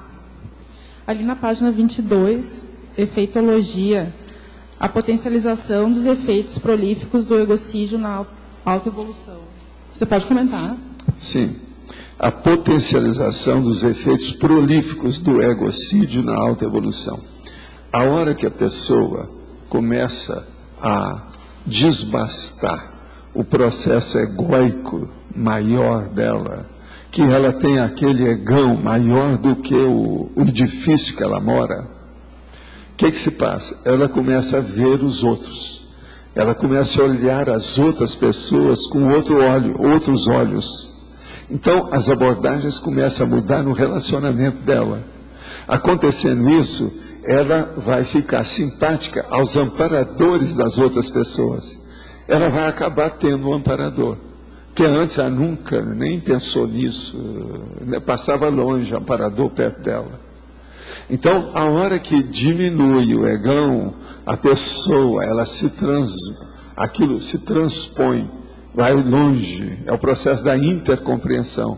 Ela começa a abrir pontes para ter contato com os outros. Nisso aí vem a interassistencialidade, tudo melhora na vida dela. Você está entendendo? Agora, para isso, tem essa condição muito séria, entende, da potencialização dos efeitos prolíficos. Prolífico quer dizer que cria, que tem criatividade, que faz alguma coisa, que produz. Isso é que é o prolífico. Agora, do egocídio na autoevolução, aí a pessoa vira outra personalidade. Ela já não é mais a mesma. Muda tudo. Então, há um patamar aí que antes daquilo e depois daquilo. É uma linha divisória quando a pessoa começa a desbastar o egão dela. Por isso que eu trabalhei na questão do conscienciograma há 22 anos. Que é para dar uma ideia disso para a pessoa, para ela estudar a si mesma. Entende? Porque não adianta eu estudar você. Você que tem que estudar você. O pior da história não é isso. Por exemplo, às vezes você encontra um pai que conhece muito mais o filho do que ele mesmo. E o filho, no entanto, tem 35 anos. Você conhece uma mãe, por exemplo, ela abre o jogo para você, ela conhece mais a filha, que tem 40 anos, do que a filha, que tem 40. Por quê? Ela é mãe, ela observou, examinou, ela quis se emancipar do ponto de vista de egão. Então, a pessoa que tem um egão muito forte, ela é amaurótica, ela tem uma cegueira permanente que não deixa a pessoa ver nada. Gente, eu preciso te falar aqui que tem uma porção de pergunta. Quando mobilizo energia pelo corpo, sinto algo assemelhado a ondas de águas. O que não entendo é se o que sinto é uma sensação somática provocada pela energia, como ondas de contração dos tecidos, ou se a sensação pode ter a ver com sensações psicossomáticas que transcendem o soma. Também sinto vibrações que parecem formigamento, mas que penso serem sensações do psicossoma causadas por descoincidência parcial. Isso está correto? Olha, tudo isso está correto. Agora, quem está fazendo a sensação é você. A primeira coisa que você tem que fazer é anotar isso tudo e ver com o tempo que você mesmo vai se entender melhor. De qualquer maneira, tudo isso que você falou pode ser parapsiquismo. Agora, não sou eu que estou tendo essas vivências, é você. Então, isso é você que tem que saber. Esse negócio de formigamento, de vibrações, de tremores, de mudança de temperatura, de balão na mão, que a pessoa sente que ela está se expandindo, tudo isso é parapsiquismo. E às vezes é puro. E outra coisa, não é só psicossoma, não.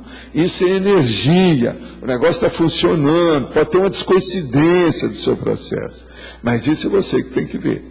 Melhor é anotar tudo e dá um balanço de quando em quando até você entender mais a si próprio.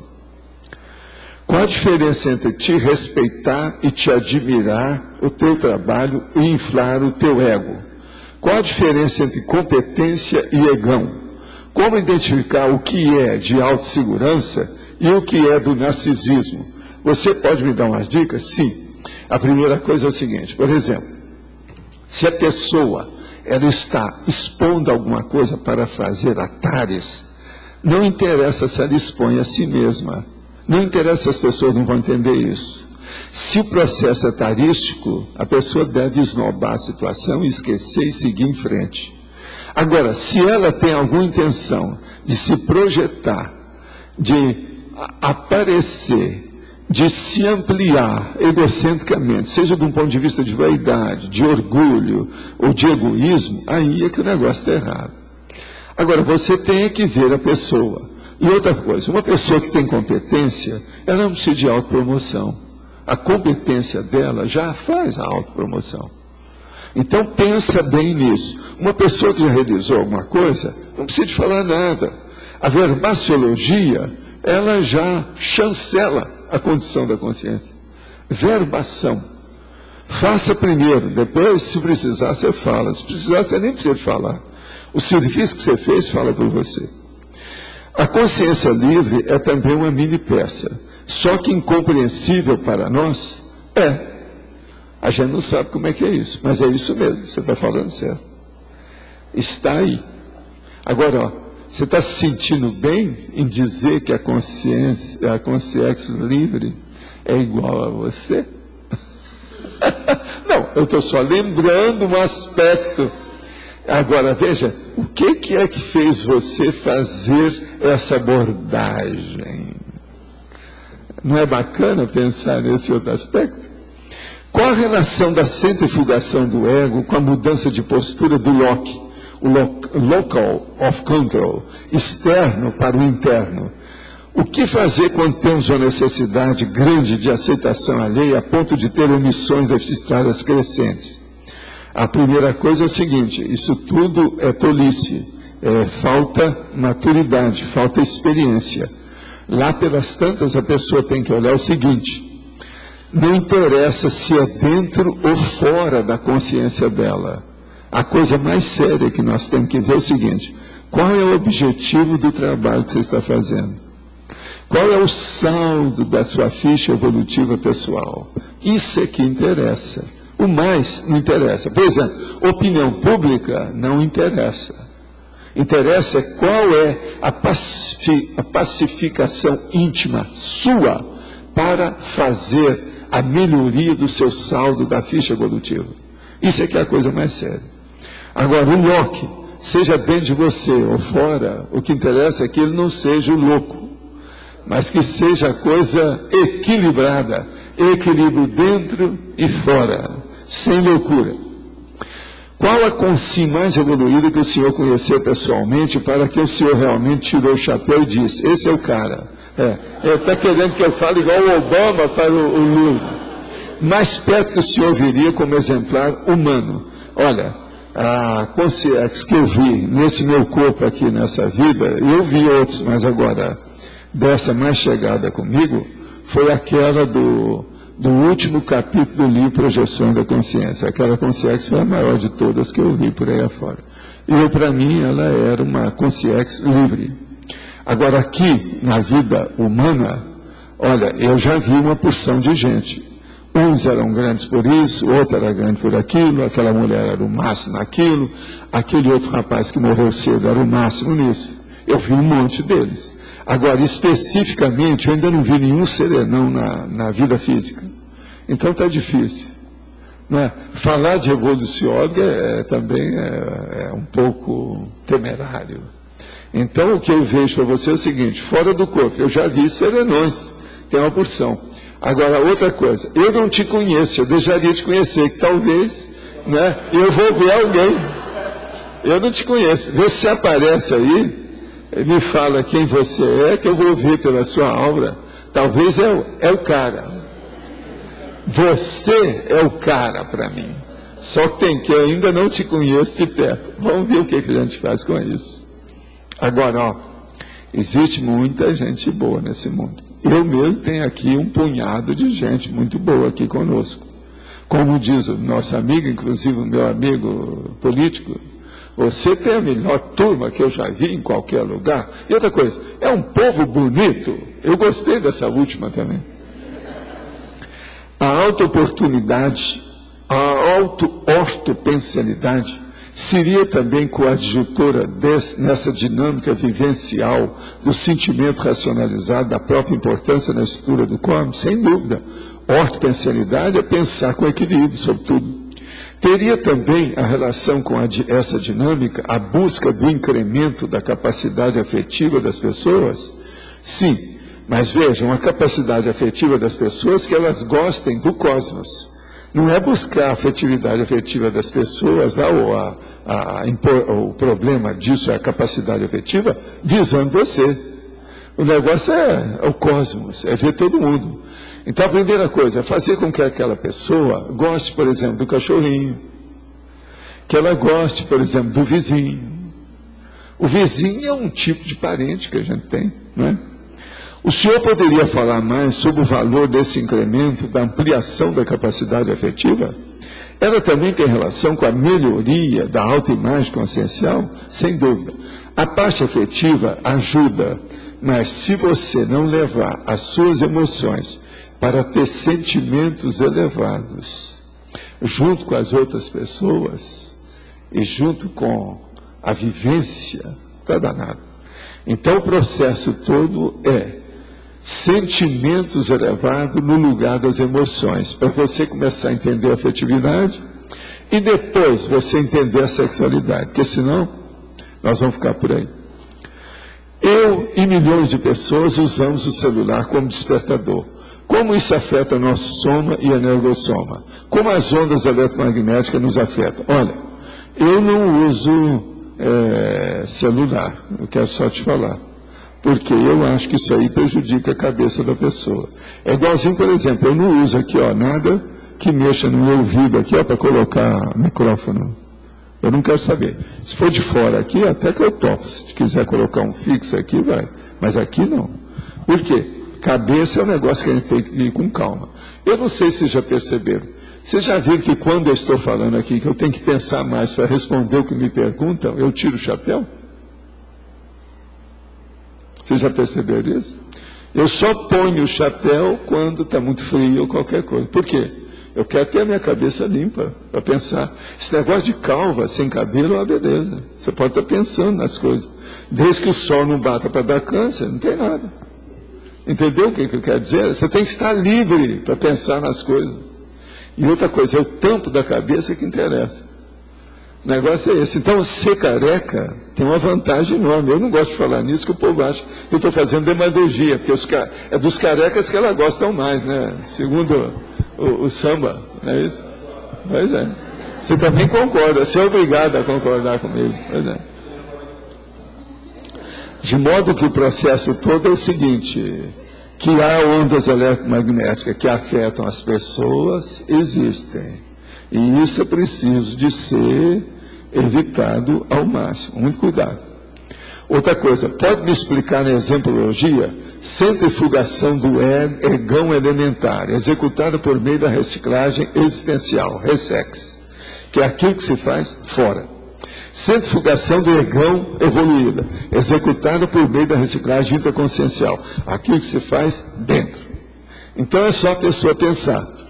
A centrifugação, só para a pessoa ficar bonitinha perante os outros, é uma coisa, mas dentro dela, ela está só pensando em passar a perna no outro, e fazer besteira disso, está com fantasia sexual contra alguém, o negócio todo bravo, está sendo totalmente, vamos dizer, desonesta no pensamento dela a respeito daquilo. Tem uma opção de coisa. Então, isso não adianta nada. Então, é por isso que a gente está falando. Começou. Então, a pessoa começou a melhorar a imagem dela pública, já é alguma coisa, a reciclagem existencial. Mas agora, o que manda mesmo é a reciclagem intraconsciencial. Seu micro-universo, você, lá dentro. Professor, sim. Ali na página 22, na numerologia, É o primeiro item ali, o ato de fazer heterocrítica sem pensionizar mal de outrem. Isso é o principal de tudo na questão do egão. O professor já falou também, às vezes, da gente entender, ou identificar, ou reconhecer a patologia sem aumentar essa patologia, sem aumentar. Você pensar, como eu posso ajudar? Como é que faz isso? Como eu posso ajudar? Pensa aí. O que você pode fazer para ajudar? E outra coisa, não carregar naquilo. Vê o lado melhor da pessoa. Se você tem contato com ela, vê o que é que você pode falar para exaltar um trafor que ela tem, para ela combater aquele trafor. E outra coisa, abrir o jogo para ela. Olha, você está com isso, o que eu posso fazer para te ajudar? Tem alguma coisa que eu posso fazer? What I can do for you? Entende? Pergunta para a pessoa. Às vezes tem jeito.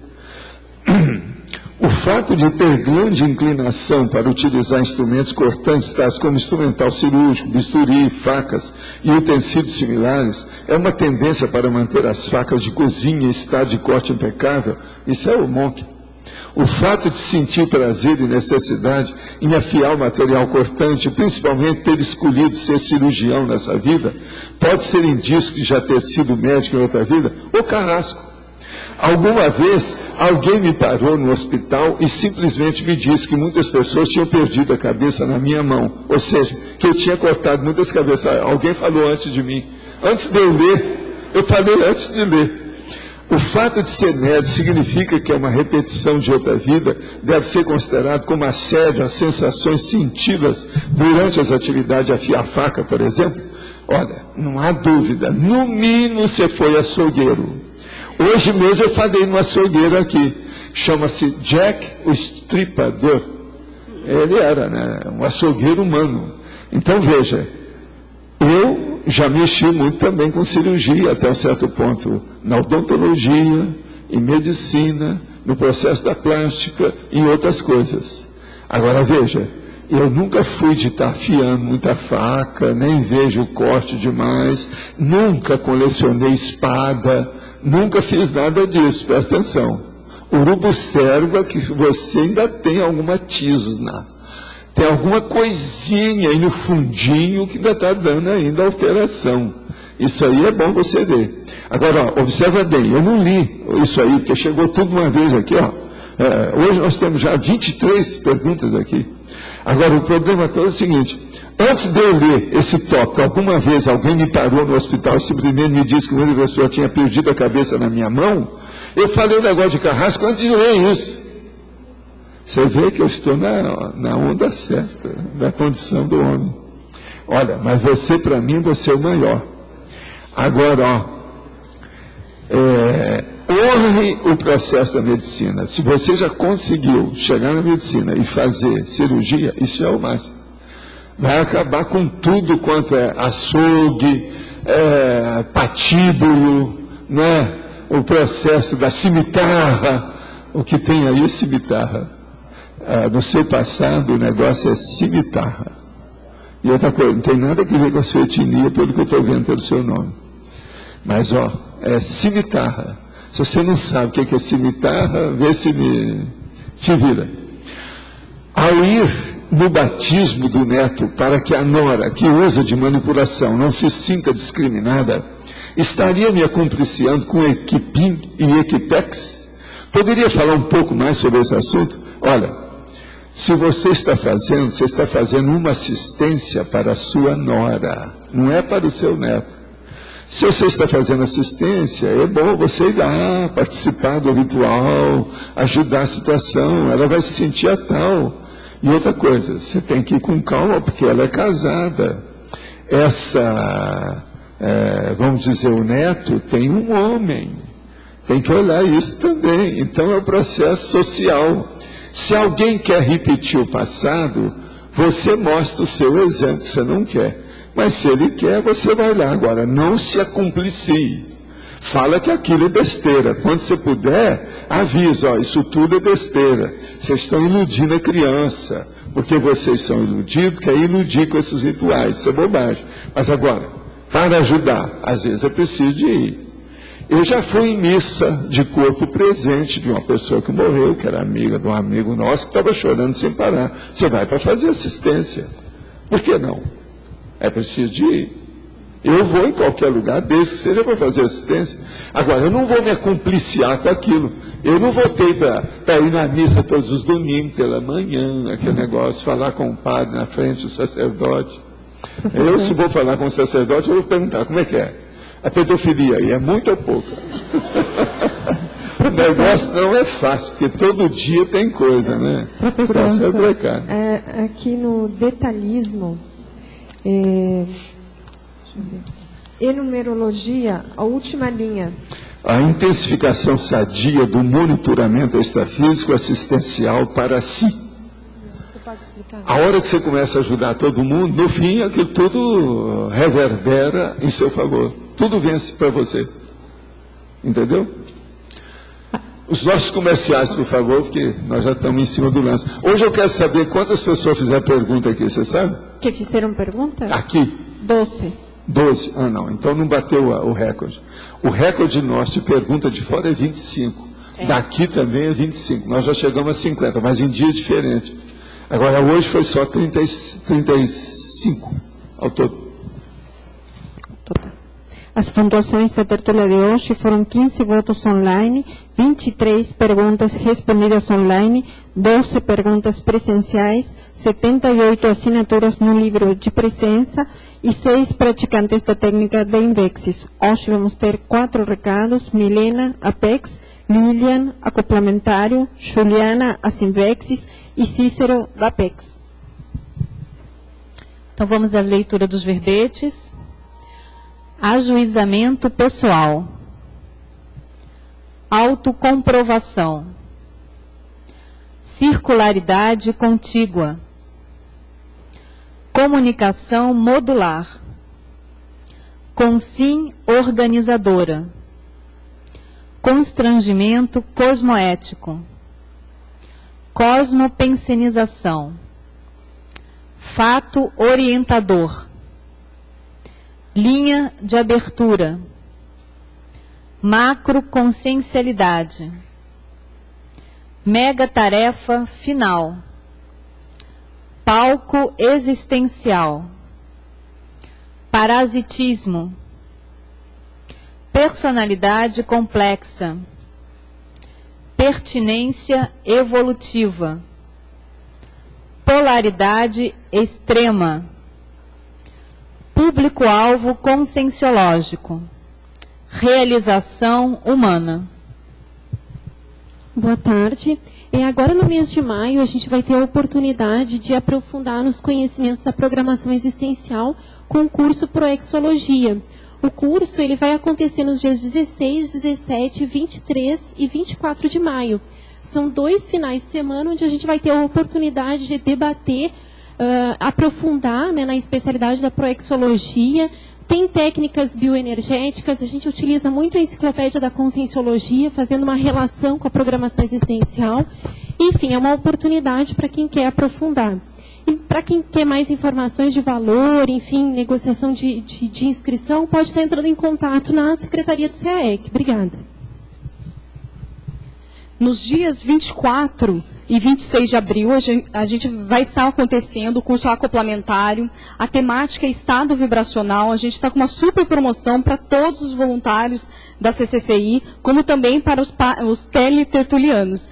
Então, quem tiver interesse em desenvolver a questão do estado vibracional, então o curso ele é totalmente prático, 90% prático, sendo 10% aí teoria. Então, a gente vai debater sobre o estado vibracional, praticar, também estudar as questões do acoplamento energético, as simulações simpáticas, e tudo a respeito dessa questão, dessa abordagem bioenergética. Então, para todos aqueles que têm interesse em desenvolver e também aí a questão do domínio energético, é só procurar a recepção do CAEC. Para os teletertulianos, o telefone é 3525-2652, o prefixo 45. Obrigada. Boa tarde. Eu queria divulgar para vocês a Biocam, que é um curso da Sinvex, a caminhada bioenergética, que vai acontecer no dia 25 de abril, sem ser esse sábado ou outro, pela manhã, das 8 até 1 hora da tarde. Então, assim, para quem não conhece o refúgio biológico, essa é uma oportunidade, o curso vai acontecer lá. É um local turístico daqui de Foz do Iguaçu.